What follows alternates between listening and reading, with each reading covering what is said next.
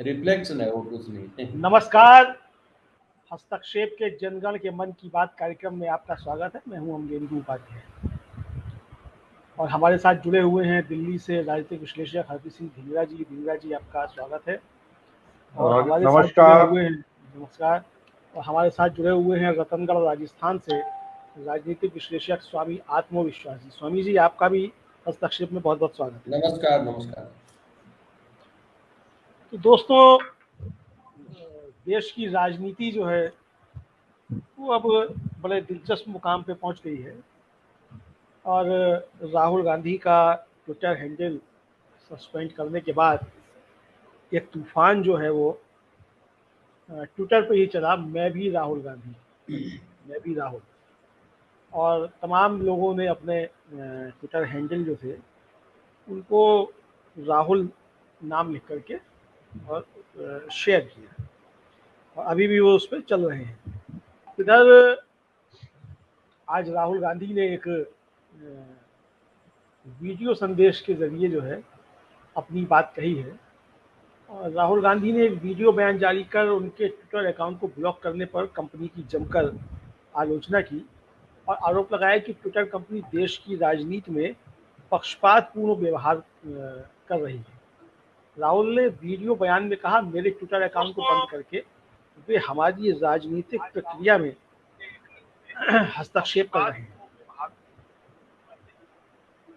एक कंपनी हमारी राजनीति का दायरा तय करने के लिए अपने कारोबार का उपयोग कर रही है। एक नेता के तौर पर मैं इसे पसंद नहीं करता। यह देश के लोकतांत्रिक ढांचे पर हमला है, यह राहुल गांधी पर हमला नहीं है। उन्होंने कहा, मेरे पास 1.9 करोड़ से 2 करोड़ के बीच फॉलोअर हैं। आप उन्हें अपने विचार रखने के अधिकार से वंचित कर रहे हैं। कांग्रेस नेता ने कहा, यह सिर्फ अनुचित ही नहीं बल्कि इस विचार की अवहेलना है कि ट्विटर एक तटस्थ मंच है।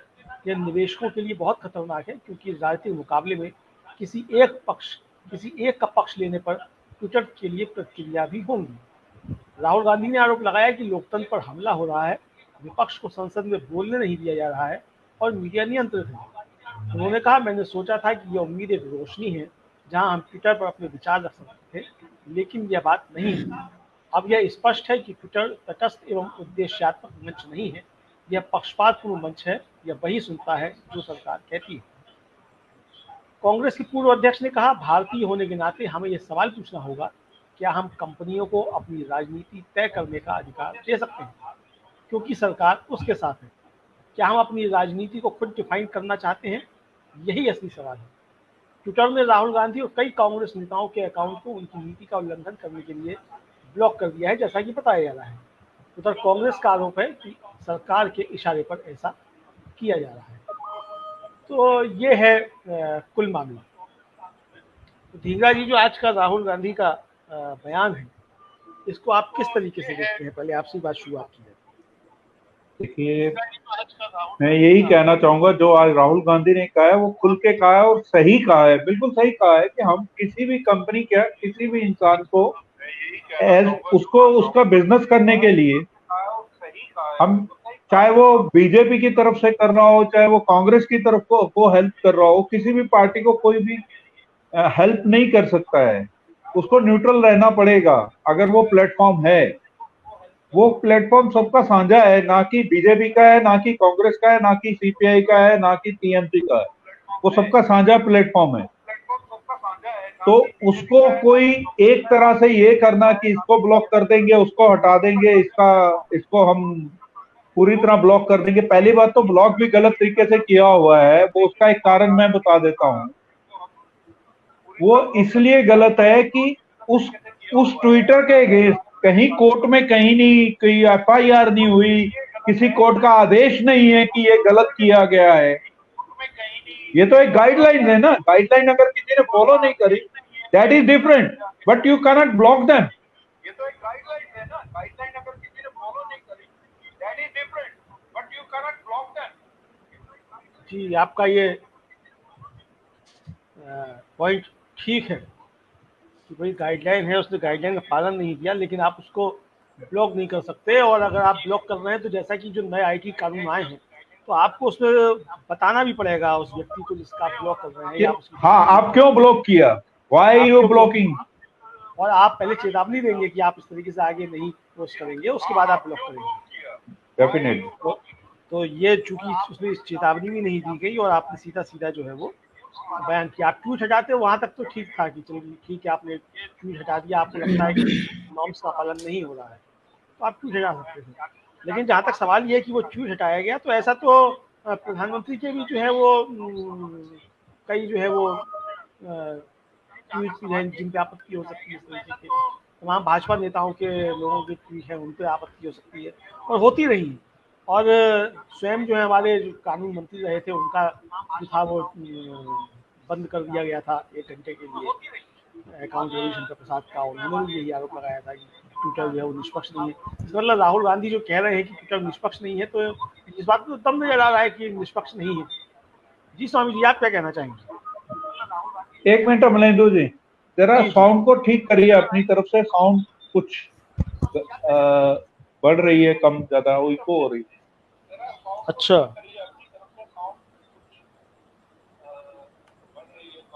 हाँ, अब ठीक हुई कुछ? अभी देखते हैं जी हाँ, अब ठीक है। अब मेरी आवाज मेरे को नहीं सुन रही है दोबारा से, तो जी जी ठीक है, टेक्निकल एरर होगा कहीं। जी जी जी जी हाँ। जी स्वामी जी, आपकी तरफ आता हूँ। जी, बात तो ये सही है, राहुल गांधी ठीक कह रहे हैं। क्योंकि इस तरह जो है, देखिए ये जो गवर्नमेंट आई थी ये सोशल मीडिया की सहायता लेके आई थी 2014 में, और ये गवर्नमेंट स्वयं सोशल मीडिया की बढ़ाइयाँ किया करती थी। जब तक इस गवर्नमेंट के कई अकाउंट ब्लॉक नहीं कर दिए गए, बंद नहीं कर दिए गए तब तक, और फिर इनके पास सरकार है, इनके पास ताकत है, सब कुछ है, तो इनको यदि ब्लॉक करोगे तो इनके पास ताकत भी है। तो इसलिए लगता है वही नतीजा है कि ट्विटर ने जो है 5,000 कांग्रेसियों के अकाउंट और राहुल गांधी का अकाउंट ब्लॉक कर दिया। 5,000 एक साथ, ऐसे कैसे हो सकता है? ये क्या मतलब हुआ? हाँ, मतलब कार्रवाई हो रही है तो एक ही तरफ हो रही है। वो लोग कितना गंद या कितनी गलत वीडियो डालते हैं, फोटो डालते हैं, अगर कितनी भी कंप्लेंट कर लीजिए आप इनकी, कुछ असर नहीं होता है। कभी ट्विटर उनको ब्लॉक नहीं करता है, रिमूव नहीं करता है, कभी भी। जी बिल्कुल बिल्कुल, बात सही है आपकी। हाँ जी, तो लेकिन मैं कह रहा था जी जी स्वामी जी, कि ये निरंकुश शासन हो गया एक प्रकार से। तो देखिए, आवाज उठती है तभी सरकारें सही काम करती है, और जनता की आवाज से ही लोकतंत्र होता है। इसलिए ये रोका जाए, इन पर पाबंदी लगा के या लगवा के। अब कोई कह देगा हमने थोड़ी कहा ट्विटर को, तो ये सभी जानते हैं इतना बड़ा देश है, ट्विटर को क्या सपनाया, ट्विटर ने कोई चेतावनी भी नहीं दी। तो इस तरह से ये हो रहा है इस देश में, आपको सबको पता है। जी अमरेंदु जी। मैं यहाँ दूसरी एक और बात कहना चाहता हूँ जी, और वो ये है कि ठीक है, ट्विटर जो कर रहा है या सरकार के दबाव में है, वो तो साफ सी जाहिर सी बात है कि सरकार के दबाव में है, इसमें तो कोई शक मतलब है ही नहीं।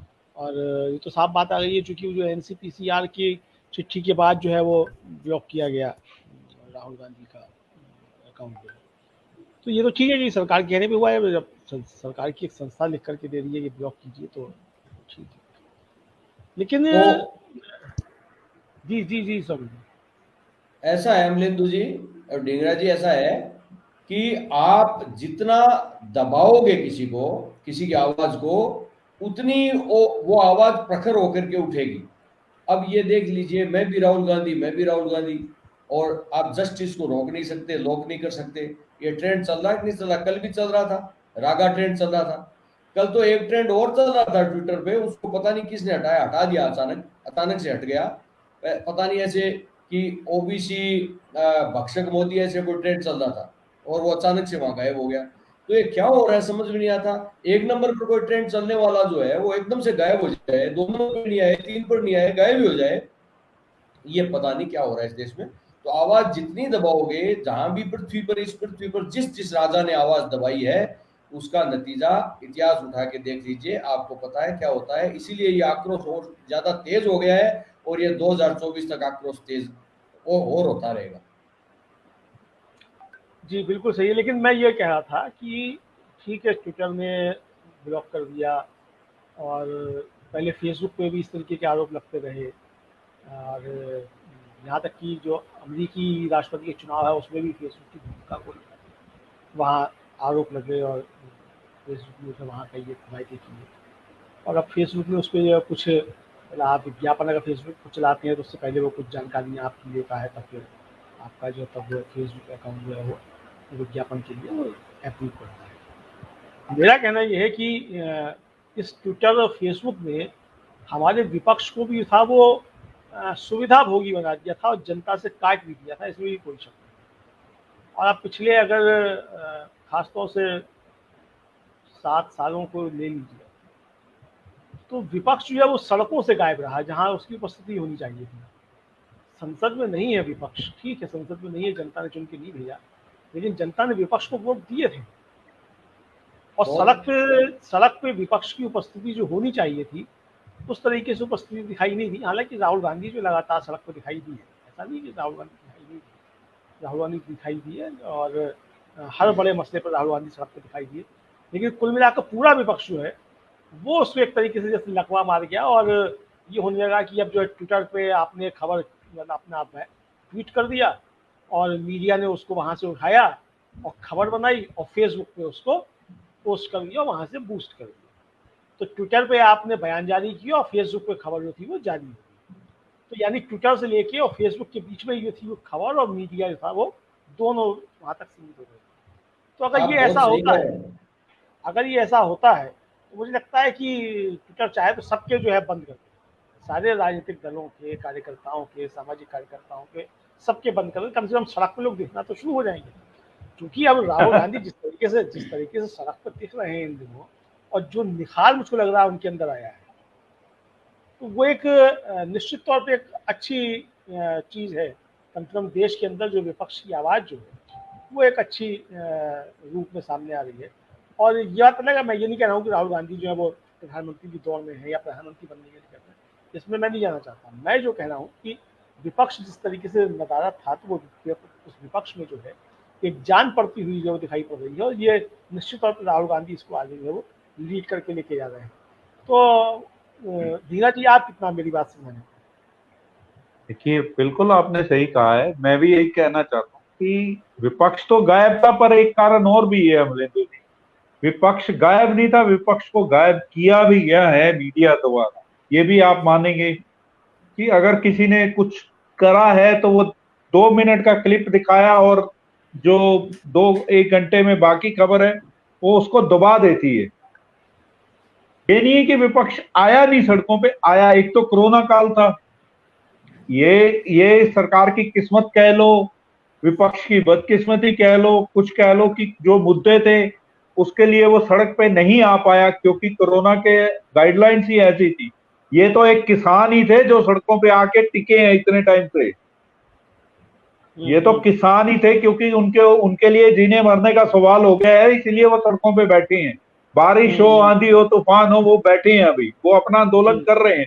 हाँ, देखिए, आप एक चीज और देखिए, जब से किसान आंदोलन हुआ है, कांग्रेस के एमपी डेली वहां बैठे हैं जंतर मंतर पर। किसी मीडिया ने दिखाया पूरा कि इतने दिनों से बैठे हैं, वहीं सोते रहे हैं, सर्दियों में भी वो सोए हैं वहीं पे, गद्दे लगा के सड़क पे सोए हैं कांग्रेसी एमपी। पंजाब के जितने एमपी थे, पंजाब के एमपी सोए हैं, नहीं सिर्फ हरियाणा के नहीं सोए या कहीं और के नहीं सोए। किसी ने नहीं दिखाया कि ये पंजाब के एमपी सड़कों पर सो रहे हैं, अभी भी है वहां। ये मुखरता मीडिया के ऊपर भी जाती कि मीडिया इन चीजों को दबा देता है। ये सरकार का दबाव ही है कि मीडिया जो है वो ओपोजिशन की आवाज को दबाता है। मीडिया चाहता ही नहीं है, मीडिया दिखाता है, थोड़ा सा दिखाएगा, ये नहीं है। मीडिया अपना पल्ला झाड़ लेता है, दिखा के थोड़ा सा दिखाया और थोड़ी सी न्यूज बनाई, और बाकी जो 50 मिनट है 1 घंटे में वो सिर्फ दूसरी तरफ घुमा देना। अगर 10 मिनट वो ऑपोजिशन को देते हैं, 10 मिनट भी नहीं देते हैं। अगर आप पूरी तरह विश्लेषण करें खबरों का, तो खबरों में 10 मिनट ऑपोजिशन को नहीं मिलता है 1 घंटे में। ओपोजिशन को मुश्किल से 4 या 5 मिनट मिलते हैं। भाई ढींगरा जी आपकी बात सही है, और ये तो खैर सबको मालूम ही है मीडिया कब से क्या कर रहा है, ये तो सबको मालूम है। लेकिन एक नया परिवर्तन आया है, आपको मालूम होगा पिछले 10 दिनों से 15 दिनों से विपक्ष इतना प्रखर हुआ है, मुखर हुआ है कि आप देख लीजिए सड़कों पे यूथ कांग्रेस को देख लीजिए, और कहीं भी देश में देख लीजिए। अभी पिछले दिनों हमने जो है वो देखा कि ये जो पेट्रोल डीजल के दाम बढ़े उसके लिए धरने प्रदर्शन खूब हुए। दिल्ली में यूथ कांग्रेस का हो रहा है, भोपाल में हो रहा है, बहुत जगह हो रहा है। तो अब क्या है, ये समझ गई है पार्टियां कि भाई ये न तो मीडिया दिखाएगा असली चीज को, न हमें संसद में आवाज उठाने देंगे, कुछ नहीं होगा, हमें सड़कों पे उतरना ही पड़ेगा। आपने सही कहा अमलेंदु जी, इतने 2 सालों से यानी 2014 से अब तक ही मान लीजिए, पिछला साल तो कोरोना की भेंट चढ़ गया, लेकिन 19 तक मान लीजिए चलो कि भाई ये आराम पसंद पार्टियां हो गई थी कि कमरे में बैठे अपने ट्विटर अकाउंट से और फेसबुक से पोस्ट कर दी और हो गया काम, राजनीति हो गई, ठीक है जी, ये हो गई थी। और ये यदि आज जो अब हो रहा है 10-15 दिन से, ये बहुत पहले ही हो जाता तो आज इतना दबाव आ जाता। आप देख लीजिए पिछले कृषि कानून को किस आनंद फानंद में पास किया, तो वहां तो बोलने नहीं दिया जाता, और सड़कों पे पार्टियां खुली नहीं आ रही है। किसान आए, ढींगरा जी ने सही कहा, किसान आए, किसानों को समर्थन दिया, लेकिन क्या पार्टियों को खुली नहीं आना चाहिए? कांग्रेस तो एक आंदोलन का नाम है, और आंदोलन से ही इतनी बड़ी अंग्रेज सरकार को भगा पाए। तो ये आंदोलन का रूप कांग्रेस यदि वापस पकड़ लेती है तो बड़े से बड़ी सरकारें जो है निरंकुशता से बच जाएगी और देश के लिए सही काम कर पाएगी, मैं ये समझता हूँ। जी जी बिल्कुल। और आपने जब कृषि कानून की और संसद की बात की, तो मैं और आगे बढ़ते हुए आता हूँ कि जिस तरीके से संसद के आखिरी मतलब आखिरी सत्र के आखिरी दिन जो कुछ हुआ एक तरीके से सदन में, और खासतौर से राज्यसभा में, और राहुल गांधी ने आरोप भी लगाया, विपक्ष ने आरोप भी लगाया कि मार्शल की वर्दी में उसे बाहर से लोग बुलाए गए, वो मतलब मार्शल नहीं थे। और क्या कृषि कानून मतलब जो बीमा बिल था उसको पास कराने के लिए बाहर से जो थे वो लोगों को बुला करके और इस तरीके से सांसदों की पिटाई की। और ये 70 साल में पहली बार हुआ, राहुल गांधी का ये आरोप। तो अब ये कितना सही है कितना गलत है हम तो नहीं बता सकते, चूंकि हम मौके पर मौजूद नहीं थे कि भाई बाहर से लोग आए थे या क्या थे। लेकिन बहर वो नीली वर्दी जो तो मार्शल की नहीं होती है, ये तो असही है। तो मार्शल थे या नहीं थे, अब ये तो खासतौर से जो सभापति हैं राज्यसभा के और जो राष्ट्रपति भी हैं, ये उनकी जिम्मेदारी बनती है कि वो इस पर अपना स्पष्टीकरण दें, विपक्ष जो आरोप लगा रहा है वो क्या है। लेकिन जो 70 सालों में नहीं हुआ, निश्चित तौर पर सरकार ने वो 70 सालों में भी करा के दिखा दिया। और एक चीज़ तो साफ स्पष्ट आ रही है कि जो भी फुटेज सामने आ रहे हैं उसमें ये साफ है कि वो मार्शल वर्दी पहने मतलब जो नीली वर्दी वाले लोग हैं वो जो भी वो सांसदों की पिटाई कर रहे हैं। तो ये तो सामने आया है। तो ये 70 सालों में जो है वो पहली बार हुआ है। और अगर देश की राजनीति इस दिशा में जा रही है कि सदन के अंदर अगर सांसदों की पिटाई हो, तो मुझे लगता है कि वास्तव में जो अभी तक तो कहा जा रहा था कि डेमोक्रेसी इज इन डेंजर, तो वास्तव में लोकतंत्र के लिए खतरा है। जी ढींगरा जी कुछ कहना चाहेंगे आप? देखिए वो बात राहुल गांधी ने नहीं, राहुल गांधी ने तो कहा ही कहा है, शरद पवार ने भी बोला है कि बाहर से गुंडे बुलाए गए। शरद पवार जी ने भी बोला है, वो एक सीनियर हैं, सबसे और सीनियर नेता हैं। शरद पवार ने बोला है और नेताओं ने बोला है कि ये बाहर से गुंडे आए थे, ऐसा कभी हुआ नहीं है 70 साल में। देखिए 70 साल में तो कोई संस्था भी नहीं बिकी थी, यहाँ तो सब कुछ बिक गया है।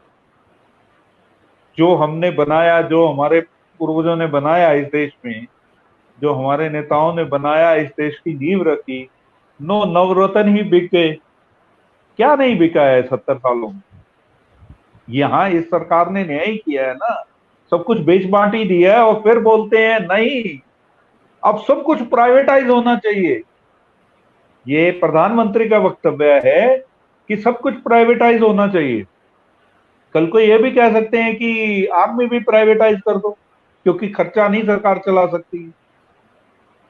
जी तो उसमें रक्षा में तो FDI ले आया 100%। हाँ 100% ले आए। तो सिर्फ एक ही चीज रही ना कि जो सीमाओं में या जो हमारे आर्मी के लोग हैं वो नहीं सिर्फ सरकार वो प्राइवेट में गए, नहीं तो वो भी कर देंगे कि भाई साहब sponsored by Tata, sponsored by this unit, sponsored by Adani and this unit is sponsored by Ambani. नहीं, स्पॉन्सर की जरूरत ही नहीं होगी। मुझे लगता है कि अंबानी रेजिमेंट और अडानी रेजिमेंट और टाटा रेजिमेंट वही स्पॉन्सरशिप हो गया ना, अंबानी रेजिमेंट। आप या कोई अंबानी। रेजिमेंट का नाम दो, आप उसका खर्चा उठाओ, बल्ले बल्ले, देश की भी बल्ले बल्ले। वो टाइम आ जाएगा, अगर ये सरकार रही तो वो टाइम भी दिखा देगी। चिंता नहीं है, चिंता नहीं, सभी कुछ यही होगा। वो टाइम भी सरकार दिखा देगी कि Ambani regiment, Adani regiment, Modi regiment, ये फलाना ढिमकाना, ये जितनी भी प्राइवेटाइज है, टाटा रेजिमेंट, बजाज रेजिमेंट, ये सब रेजिमेंट ही बन जाएंगी। देशभक्ति की आड़ में देश को बेचना, ये होगा। और ये बेचा भी तो देशभक्ति की आड़ में, धर्म और देशभक्ति की आड़ में ही क्या है देश को। कोई आवाज नहीं उठा पाया, जिसने आवाज उठाई उसको देशद्रोही कहला दिया गया। अगर किसी एम्प्लॉय ने आवाज उठाई तो उसको देशद्रोही, वो डरते हैं कि हमें नौकरी से निकाल देंगे, हमारे बच्चों का क्या होगा। जबकि नौकरियां जानी है, नौकरियां तो जानी है, पर वो आदमी वही कहता ना, जितने दिन जिंदा रह सकता हूं उतने दिन तो रहूं। नौकरी तो जानी है आफ्टर ऑल। वो जितने, ये आज की डेट में अमलेंदु जी, सर्वाइवल जो है वो एक एक दिन का सर्वाइवल बचा है एम्प्लॉइज के लिए। वो ये चाहता है मैं जितने दिन निकाल लूं उतने दिन में ही अपना भविष्य सेटल कर लूं, अपने बच्चों के लिए सेटल कर लूं। ये हो रहा है। ये जो देशभक्ति, और जब देखिए धर्म की अफीम चटाई जाएगी लोगों को और देशभक्ति की अफीम चटाई जाएगी तो यही हाल होगा, और हो भी रहा है। और लोग जो है बड़े मस्त हैं। मस्त इसलिए पूर्वजों ने कमा के छोड़ा हुआ है, कोई बात नहीं, बेच लेंगे। गरीब इसलिए चुप हो जाता है, 5 किलो अनाज मिल रहा है, 10 किलो अनाज मिल रहा है, चलो हमें क्या लेना देना। एक ये भी बता दूं सर, ढींगरा जी, वो भी मोदी जी के थैले में मिल रहा है। सर, मिल तो रहा है, उसको यही बहुत है कि मेरे को मिल रहा है। हाँ, और वो भी मोदी जी के थैले में मिल रहा है ना। हाँ, मोदी जी के थैले में मिल रहा है पैसा हमारा, और मोदी जी के थैले में मिल रहा है। मतलब कोई यदि लैपटॉप पे फोटो लगाए तो आपत्ति, और कोई यदि थैले पर फोटो लगाए तो देशभक्ति, और देशभक्ति कोई झोला उठा के जाने के बजाय झोला पकड़ा रहे सबको। तो मतलब ये क्या हो रहा है? वो बोला था ना झोला उठा के चल दूंगा, ये झोला उठवा के लोगों को चला रहे हैं। ये लोगों को ये जो दुर्दशा हो रही है ना ढींगरा साहब, ये दुर्दशा, इसका अभी परिणाम पूरा लोगों को पता नहीं आया चला है अभी रुकिए। अरे लोग अभी निद्रा में है, अभी बेहोश है। लोगों की जब निद्रा खुलेगी बहुत देर हो चुकी होगी।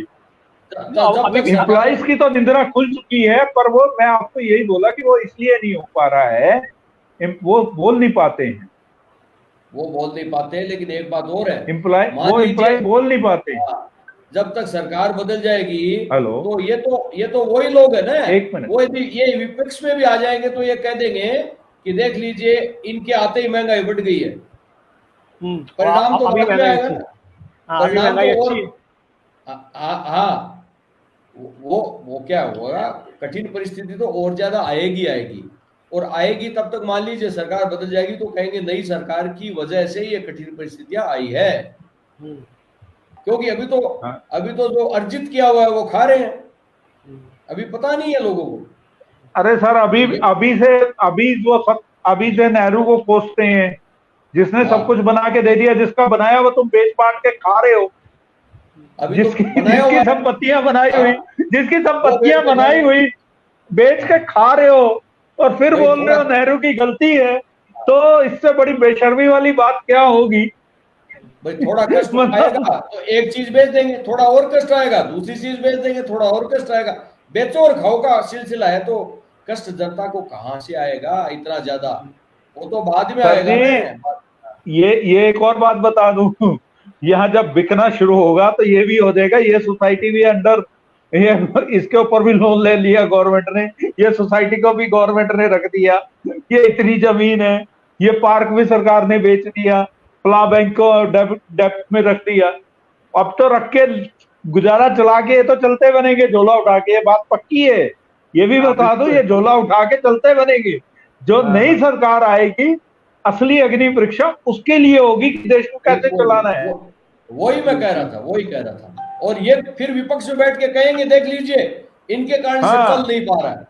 हाँ, इनके कारण ये देश को चला नहीं पा रहे, जबकि सब कुछ बेच बांट के चले जाएंगे। और फिर वर्ल्ड बैंक का कर्जा गिनाएंगे, उस समय गिनाएंगे। हाँ बिल्कुल। तो ये तो है ही। खैर चलो, ये तो अब राज्यसभा में जो हुआ, तो अमलेंदु जी जैसे कह रहे थे शुरू में कि राज्यसभा में जो हुआ वो कितनी जैसे मार पिटाई या जो भी है, और एक तरफा दिखाया जाता है, एक साइड का वीडियो दिखाया जाता है, जबकि पूरे सीसीटीवी लगे होते हैं, तो पूरी रिपोर्ट जनता को दिखाई नहीं जाती है। जबकि राज्यसभा में हंगामा। अच्छा, हंगामा क्यों होता है? यदि आप सही काम कर रहे हो तो कोई हंगामा करेगा नहीं, कहीं भी कोई बच्चा भी घर में नहीं रोएगा। तो हंगामा होता है, इसका मतलब कुछ न कुछ कभी तो है ना। आप कुछ दबा रहे हो, छुपा रहे हो। विपक्ष की दो ही डिमांड थी, कृषि बिल और पेगासस के मुद्दे के ऊपर चर्चा होनी चाहिए। हाँ, चर्चा करना दो ही थी। ठीक है, दो मुद्दे, दोनों मुद्दों के ऊपर चर्चा। हम चर्चा के लिए तैयार हैं, पर हम जब करेंगे। हम चर्चा के लिए तैयार हैं, हम करें या ना करें, ये सरकार की तरफ से जवाब है। ये इनका तरीका था, इसी सत्र को ऐसे ही बिता देने का काम था इनका। इन्होंने बिता दिया, आरोप विपक्ष पर लगा दिया। उस देश में कुछ हो नहीं रहा, अब अध्यादेश ला के करते रहेंगे जो कुछ भी करना। अरे इतने बिल तो पास करा लिए बिना बातचीत किए, बिना कुछ ऑब्जेक्शन लगे, कुछ करे। हर 10 मिनट में एक बिल पास कराया सर। जी। हर 10 मिनट में एक बिल पास कराया है, ये कौन सा लोकतंत्र है? जबकि बिल के ऊपर पूरी बहस होती है, एक बिल के ऊपर 2-2 दिन बहस चलती है, तब जाके पास होते हैं। इंश्योरेंस बिल पास करवा लिया, बहस होती है, स्टैंडिंग कमेटी के पास जो कि सबसे स्टैंडिंग कमेटी तो भूल ही जाइए इस सरकार में। लोकतंत्र तो खत्म ही है। स्टैंडिंग कमेटी तो आप कांटा मार दीजिए, बड़े वाला कि कोई बिल स्टैंडिंग कमेटी में जाएगा, वो कांटा मार दीजिए। और लोग, पता है, मैं आपको एक और बात बताऊं, भक्त लोग खुश होते हैं, हाँ पास हो गया, क्या हो गया। उन्हें ये नहीं पता, बेवकूफो, एक बिल को जो भी है वो बहस होनी चाहिए, चाहे वो प्लस में हो चाहे माइनस में हो। तुम आज तो खुश हो रहे हो, तुम देशभक्ति करो, मोदी भक्ति, राहुल भक्ति ये मत करो। मैं तो ये कहता हूं, किसी पार्टी की भक्ति मत करो, देशभक्त बनते हो तो। डिंगरा जी, जब जिस देश में भी लोकतंत्र खत्म हुआ है, वहां सांस्कृतिक वातावरण, फर्जी राष्ट्रवाद, फर्जी सांस्कृतिक वातावरण, ये झूठ फरेब, ये सब चीजें हुई है। जनता को एक प्रकार से नशा दिया गया है, उस नशा में, और जनता जो है एक प्रकार से पिछलग्गू बन गई है। जिस देश में हुआ है आप देख लीजिए, और हिंदुस्तान में हो ही रहा है आपको। अब भविष्य क्या होगा पता नहीं। तो चलिए फिर आज की वार्ता को अब यहीं विराम दिया जाए, और अपने दर्शकों से हम कहना चाहेंगे कि अगर आप फेसबुक पर देख रहे हैं तो इसको फेसबुक पर शेयर कीजिएगा, और अगर यूट्यूब पर देख रहे हैं इस कार्यक्रम को तो भी शेयर कीजिएगा, और अगर आपने हमारा चैनल अभी तक सब्सक्राइब नहीं किया है तो चैनल सब्सक्राइब कीजिएगा, और बेल आइकन भी दबाइएगा, ताकि जब हम दोबारा से लाइव हों या नया वीडियो अपलोड करें तो इसकी सूचना आपको तुरंत पहुंच सके। आज के लिए जनगण के मन की बात कार्यक्रम में इतना ही। हम अपने मेहमानों हरकी सिंह ढींगरा जी, आपका भी आभार कि आपने समय निकाला, और स्वामी आत्मविश्वास जी, आपका भी बहुत बहुत आभार कि आपने इस चर्चा के लिए समय निकाला। मैं एक ही बात बोलूंगा, नमस्कार, सत श्री अकाल, आदाब सबको। जी शुभ रात्रि। जी शुभ रात्रि, बिल्कुल। और हमारे दर्शकों का भी बहुत बहुत आभार कि उन्होंने समय निकाला, और शेयर करना इस वीडियो को बिल्कुल ना भूलिएगा। धन्यवाद। शुभ रात्रि, शब्बा खैर, गुड नाइट।